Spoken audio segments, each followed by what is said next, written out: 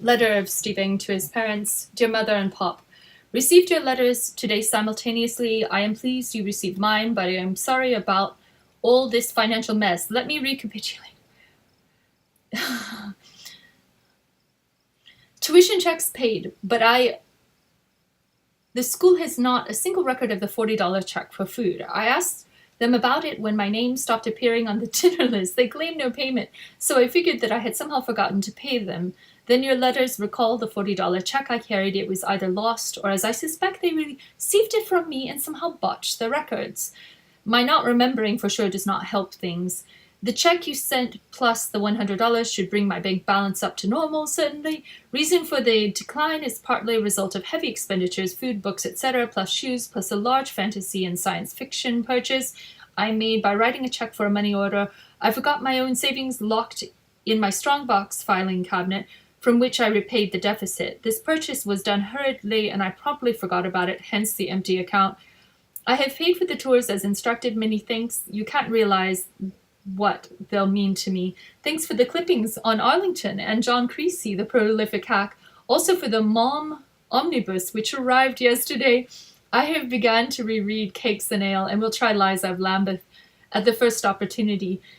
The most disappointing aspect to his work is the colloquial style, I find. His easy manner is delightful, but the vulgarisms of speech, acceptable in conversation, may keep his novels from posterity's attention. Colloquialisms are all right in speech, but hardly in serious expository writing. I am wishing that I did not take speech, since I find the course a bore, as always, and singularly difficult, with about one speech per week to prepare. C'est dommage. Student council elections today. I was otherwise occupied, so did not exercise my voting privilege. Unpatriotic, but the press and one other office are unopposed, and no student council here can function here properly with such a dean.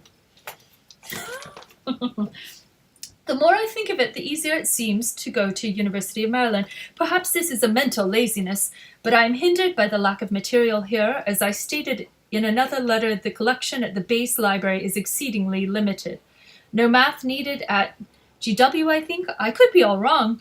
If you think I must have it to continue my education, then there it is, but I still wish to avoid math at all costs, since it will be, number 1, unpleasant, number 2, time-consuming, and number 3, there is the possibility of low marks, which would need to be made up, or if possible, they would still look poor on my transcript, yet I know of no alternatives. There were no college catalogs of the universities we were considering in the limited base library, excepting GW.